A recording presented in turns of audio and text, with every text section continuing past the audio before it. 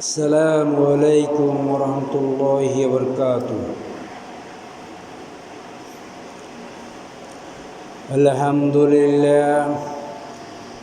الحمد لله نحمده ونستعينه ونستغفره ونعوذ بالله من شرور أنفسنا ومن سيئات أعمالنا.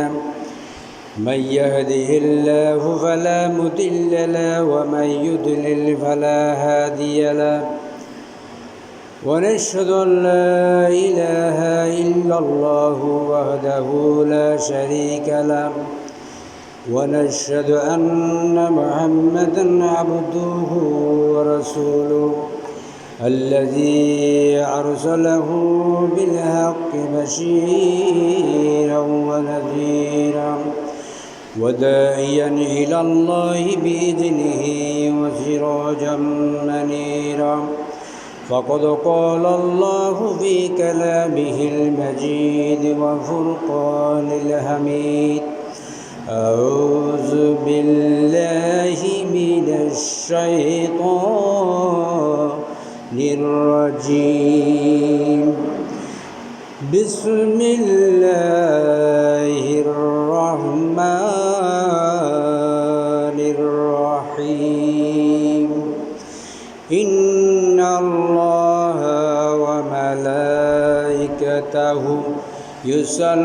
يصلون على النبي يا أيها الذين آمنوا صلوا عليه وسلموا تسليما.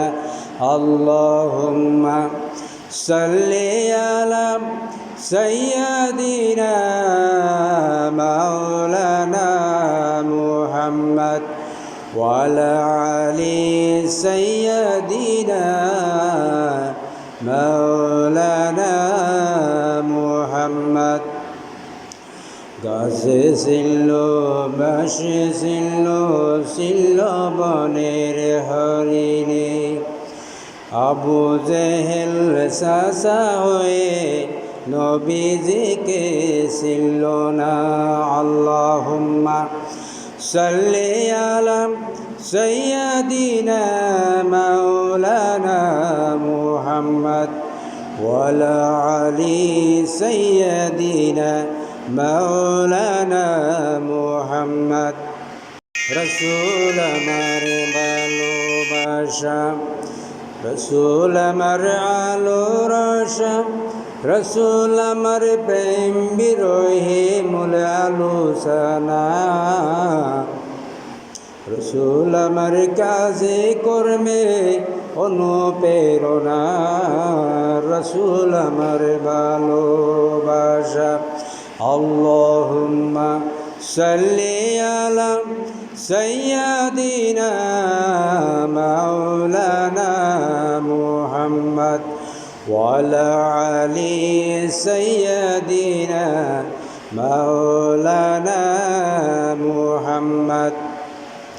ধন্য ধন্য প্রিয় মুহাম্মদ, ধন্য মাতা আমিনা, ধন্য ভূমি মদিনা। আল্লাহুম্মা সাল্লি আলা সাইয়্যিদিনা মাওলানা মুহাম্মদ ওয়ালা আলি সাইয়্যিদিনা مولانا محمد. بلغ العلا بكماله كشف الدجى بجماله حسنت جميع صالح صلوا عليه وآله. আলহামদুলিল্লাহ, ঈদুল আজহার প্রায় শেষের দিকে এসে আজকে জুমার অত্র মসজিদের আশেপাশে সকল মুসল্লি ভাই ও বোনেরা, আসসালামু আলাইকুম রহমতুল্লাহি ওয়া বারাকাতুহু। শুরুতে আল্লাহর অশেষ শুকরিয়া, নবী করিম সাল্লাল্লাহু আলাইহি সাল্লামের উপর দরুদ সালাম। ভালো মানুষের জন্য মহান রবের নিকট সর্বোত্তম মর্যাদা কামনা করে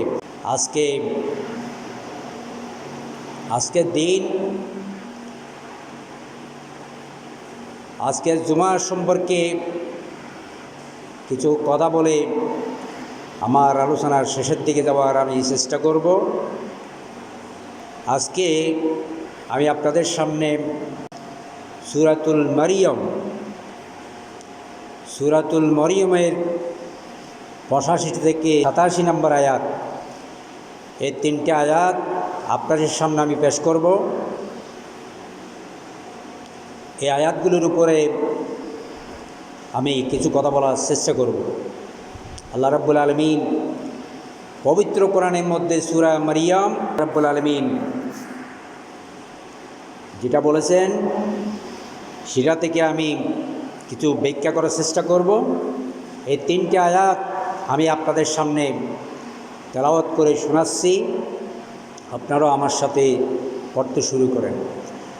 আউযু বিল্লাহি মিনাশ শাইতানির রাজীম।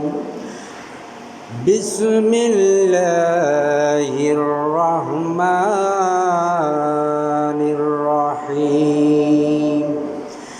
ইয়াওমা নাহশুরুল মুত্তাকিনা ইলার রহমানি ওয়াফদা ওয়া নাসুকুল মুজরিমিনা ইলা জাহান্নামা বিরদা لا يملكون الشفاعة إلا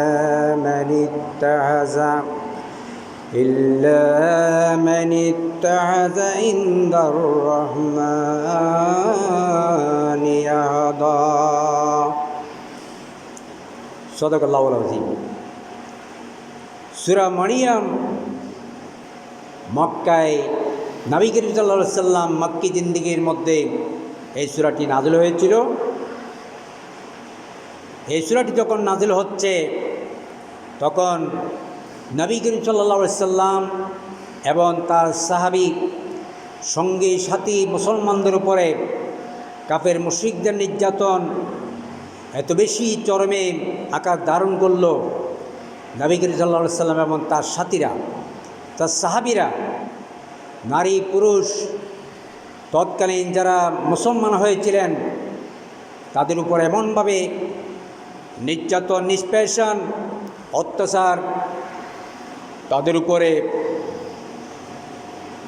হত্যার মতো পর্যন্ত কাফের মুশরিকরা নবী করিম সাল্লাল্লাহু আলাইহি ওয়াসাল্লামের সাথীদেরকে, বন্ধুদেরকে, নারী পুরুষদেরকে, তৎকালীন মুসলমানদেরকে এমনভাবে নির্যাতন শুরু করলেন, মুসলমানদের জীবন খুব সাংঘাতিক রকমের কোণঠাসার মধ্যে পড়ে গেল।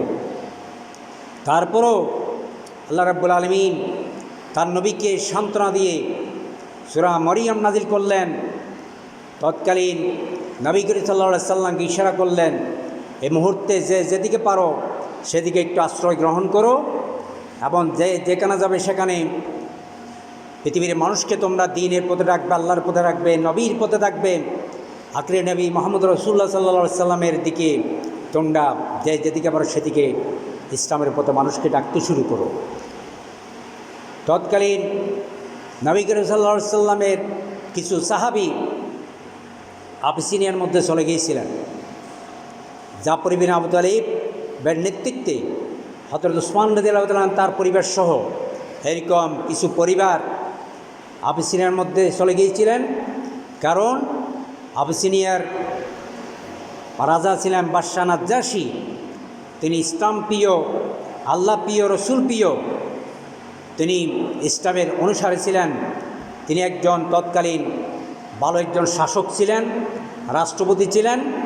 নবী করিম সাল্লাল্লাহু আলাইহি ওয়াসাল্লাম তাদেরকে বললেন, তোমরা এই মুহূর্তে আবিসিনিয়ার রাজা বাদশাহ নাজ্জাশীর কাছে তোমরা চলে যাও, সেখানে তিনি তোমাদেরকে আদর করবেন, সমাদর করবেন, তিনি তোমাদেরকে সেখানে সুযোগ দিবেন, তোমরা তোমাদের ইচ্ছা মতো আবিসিনিয়াবাসীদেরকে তোমরা দ্বীনের পথে তোমরা ডাকতে পারবে, কোনো ধরনের সমস্যা হবে না। এইভাবে যখন হযরত উসমান রাদিয়াল্লাহু তাআলা নবী করিম সাল্লাল্লাহু আলাইহি ওয়াসাল্লামের কাছে আসলেন, তিনিও বললেন, ইয়া রাসূলুল্লাহ, আমিও কি আমার পরিবার নিয়ে আবিসিনিয়া চলে যেতে পারি এই মুহূর্তে? আবিসিনিয়াবাসীদেরকে আমি দ্বীনের পথে তাদেরকে প্রশিক্ষণ দেবো, দ্বীনের পথে তাদেরকে ডাকবো, এই কাজটা আমি এই মুহূর্তে করতে পারি। নবী করিম সাল্লাল্লাহু আলাইহি ওয়াসাল্লাম হযরত উসমান রাদিয়াল্লাহু তাআলাকে বললেন, যাও, তুমিই চলে যাও, জাফর বিন আবু তালিবের সাথে সঙ্গী হও, তোমরা গিয়ে আবিসিনিয়াবাসীদেরকে দ্বীনের পথে তোমরা সবাই মিলে তাদেরকে ডাকবে এবং পারলে বাদশাহ নাজ্জাশীকে তোমরা দ্বীনের পথে আহ্বান করবে। এই মুহূর্তে নবী করিম সাল্লাল্লাহু আলাইহি ওয়াসাল্লামের উপর, সাহাবীদের উপর, তৎকালীন নারী পুরুষ যারা মুসলমান হয়েছিলেন তাদের উপর যখন চরমভাবে নির্যাতন করা হচ্ছিল, তখন নবী করিম সাল্লাল্লাহু আলাইহি ওয়াসাল্লামের উপরে এই সূরা মরিয়ম আল্লাহ রাব্বুল আলামিন নাজিল করে নবী করিম সাল্লাল্লাহু আলাইহি ওয়াসাল্লাম এবং তার সঙ্গী সাথী সবাইকে আল্লাহ রাব্বুল আলামিন সান্ত্বনা প্রদান করলেন।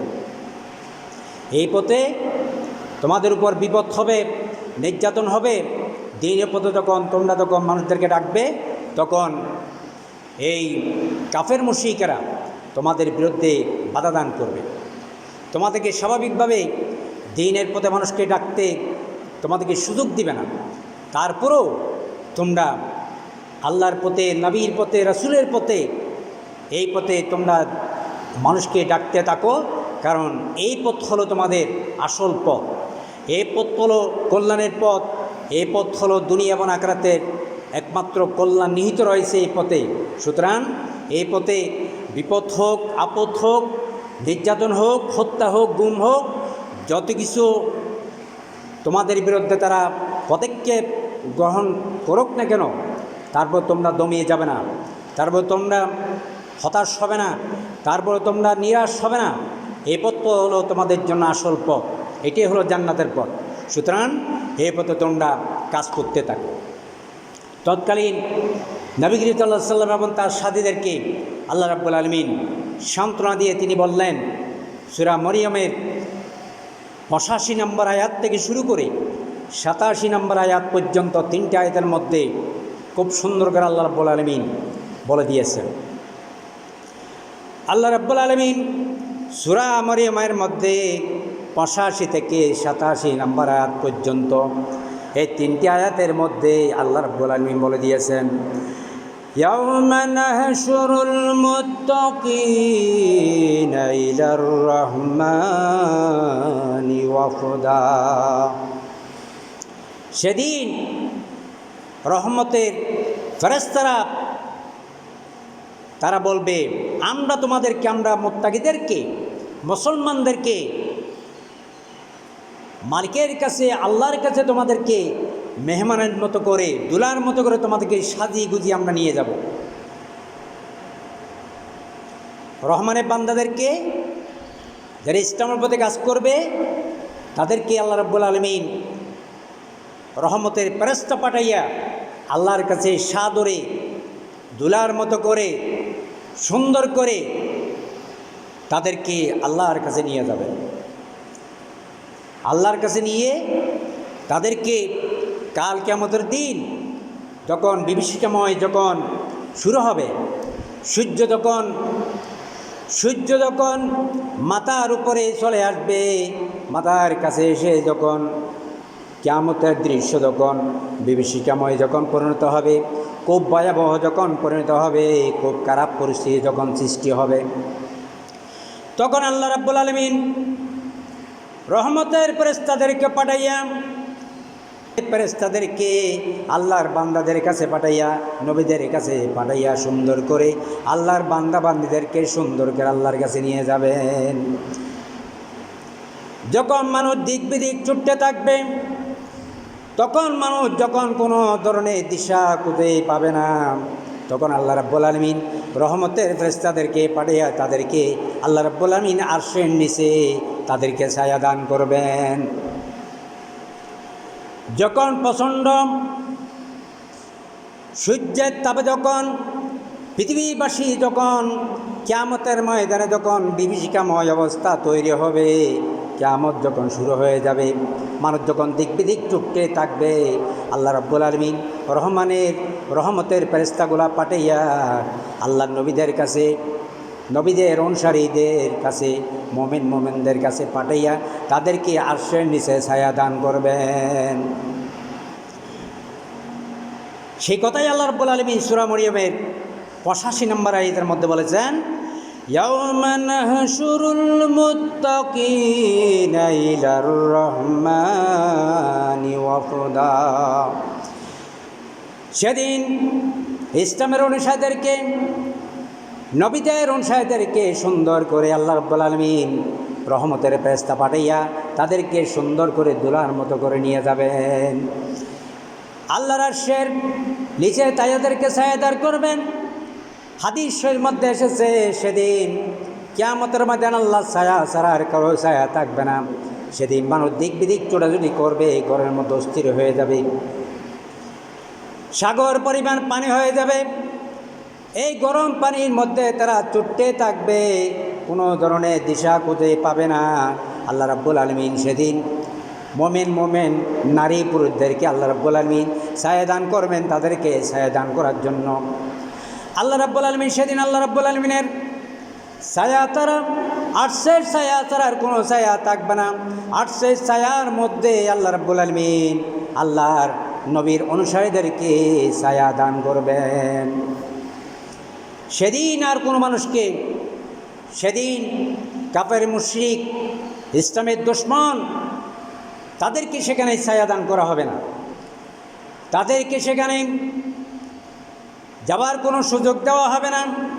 সেদিন শুধুমাত্র আল্লাহর নবীদের অনুসারীদেরকে সুন্দর করে তাদেরকে আল্লাহর আশ্রয় নিয়ে তাদেরকে ছায়া দান করবেন। আল্লাহ রাব্বুল আলামিন তাদেরকে সুন্দর করে দুলার মতো করে সাজিয়ে গুজিয়ে সুন্দরকে আদর করে নিয়ে যাবেন। অ্যাকচুয়ালি মুসলমানদের মধ্যে কোনো ধরনের সমস্যা হবে না, তারা কোনো ধরনের অস্বস্তির মধ্যে থাকবে না, তারা কোনো ধরনের বিপদের মধ্যে থাকবে না। তারা সুন্দর করে সাদরে তাদেরকে গ্রহণ করে সুন্দর করে দোলার মতো করে আল্লাহ রাব্বুল আলামিনের আরশের নিচে তাদেরকে ছায়া দান করা হবে।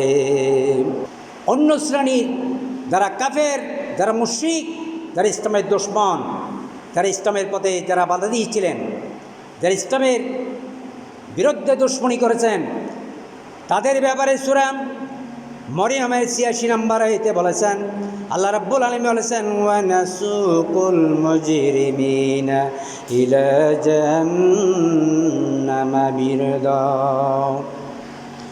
সেদিন অপরাধীদেরকে, সেদিন জাহান্নামবাসীদেরকে, কাফের মুশরিকদেরকে সেদিন টেনে হিঁচড়ে উল্টা করে তাদেরকে গলা ধাক্কা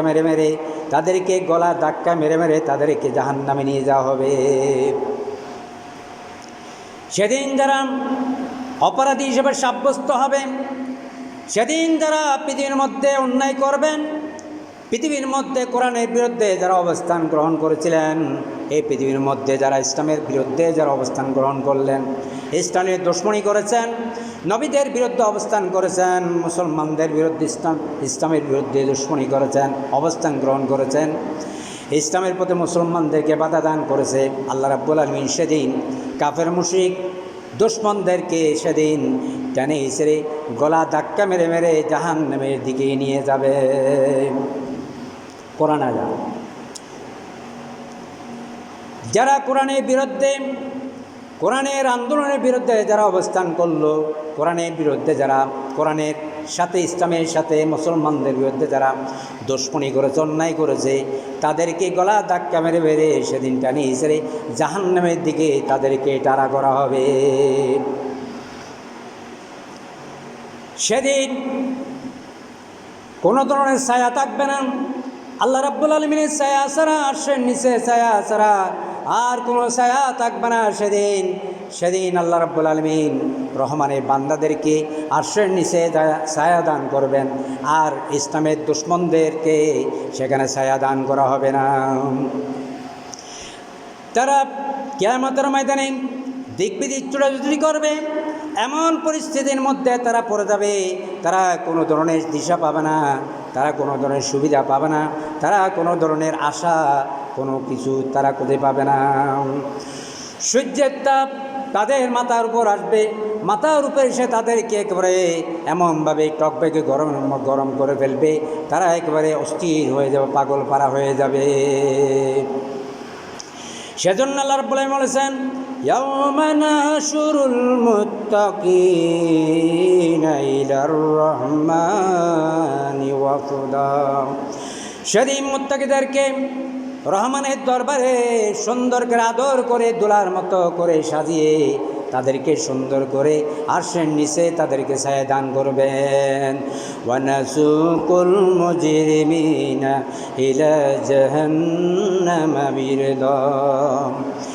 সেদিন অপরাধীদেরকে, ইসলামের দুশমনদেরকে, কাফের মুশরিকদেরকে সেদিন জাহান্নামের দিকে টানে হিসেবে গলা ধাক্কা মেরে মেরে তাদেরকে সেদিকে জাহান্নামের দিকে নিয়ে যাওয়া হবে। সেদিন কেউ কথা বলতে পারবে না, সেদিন কোনো মানুষের মুখে কোনো কথা থাকবে না। সেদিন আল্লাহ রাব্বুল আলামিন বলেছেন সূরা মরিয়মের 87 নম্বর আয়াতে বলেছেন, লা ইয়ামলিকুনা আশ-শাফাআতা ইল্লা মান ইত্তাখাযা ইনদার রহমানি আহাদা। লা ইয়ামলিকুনা আশ-শাফাআতা, সেদিন কোনো মানুষ সুপারিশ করার কোনো সুযোগ পাবে না। লা ইয়ামলিকুনা, কোনো ক্ষমতা থাকবে না। শাফাআতা, সুপারিশ করার কোনো ক্ষমতা কোনো মানুষের হাতে থাকবে না। ইল্লা মান ইত্তাখাযা ইনদার রহমানি আহাদা, শুধুমাত্র তাদের হাতে থাকবে যাদেরকে আল্লাহ রাব্বুল আলামিন পছন্দ করবেন, যাদেরকে আল্লাহ রাব্বুল আলামিন, যারা আল্লাহ রাব্বুল আলামিন খুশি করবেন, যারা আল্লাহ নবীকে খুশি করতে পেরেছে। দুনিয়ার বুকে ইসলামের পক্ষে, নবীর পক্ষে, কোরআনের পক্ষে যারা আন্দোলনের মধ্যে শামিল হয়ে যারা কোরআনের পক্ষে কাজ করেছেন, নবীর পক্ষে কাজ করেছেন, ইসলামের পক্ষে কাজ করেছেন, শুধুমাত্র যারা আল্লাহ রাব্বুল আলামিনকে খুশি করবেন, যারা নবীকে খুশি করবেন, যারা আল্লাহর কোরআনের পক্ষে থাকবে, আল্লাহর কোরআনের পক্ষের আন্দোলনে যারা শামিল হবে, শুধুমাত্র তারা শুধুমাত্র আল্লাহ রাব্বুল আলামিনকে খুশি করতে পারবে। তারা আল্লাহ রাব্বুল আলামিনকে খুশি করবে, আল্লাহ রাব্বুল আলামিন তাদের প্রতি খুশি হয়ে যাবে। তাদের প্রতি খুশি হয়ে আল্লাহ রাব্বুল আলামিন বলবেন সূরা মরিয়মের 87 নম্বর আয়াতে বলছেন, লা ইয়ামলিকুনা আশ-শাফাআতা ইল্লা মান ইত্তাখাযা ইনদার রহমানি আহাদা।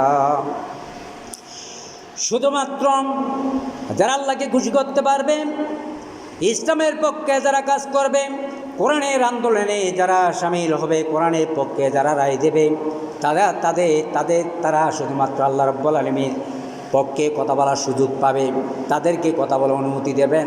তারা ছাড়া আর কেউ আল্লাহর সামনে কথা বলার সাহস পাবে না। পৃথিবীর 900 কোটি মানুষ, কোটি কোটি মানুষ যদি কাফের মুশরিকদের পক্ষে যদি আন্দোলন করে, তারপরও তারা আল্লাহর বিরুদ্ধে কিছু করার ক্ষমতা থাকবে না, কোনো কথা বলার সুযোগ থাকবে না। তারা নিজেরা কিয়ামতের ময়দানে তারা নিজেরা ঝগড়া বেঁধে যাবে, তাদের মধ্যে শত্রুতামি তৈরি হবে, তারা একজন আরেকজনকে দোষারোপ করবে, একজন আরেকজনকে মারতে যাবে, একজন আরেকজনের বিরুদ্ধে অবস্থান গ্রহণ করবে। কর্মীরা বলবে সব দোষ হলো আমাদের নেতাদের।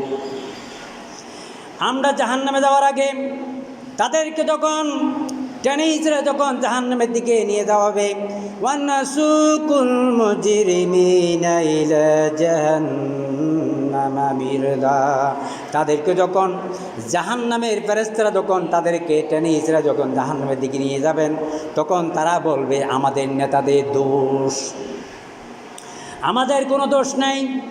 আমাদের নেতারা আমাদেরকে এই পথে নিয়ে এসেছে, আমাদের নেতারা আমাদেরকে কোরআনের বিরুদ্ধে অবস্থান গ্রহণ করার জন্য বলেছে, আমাদেরকে কাফের মুশরিকদের পক্ষে আমাদেরকে কাজ করার জন্য বলেছে, নবীদের বিরুদ্ধে কাজ করার জন্য বলেছে।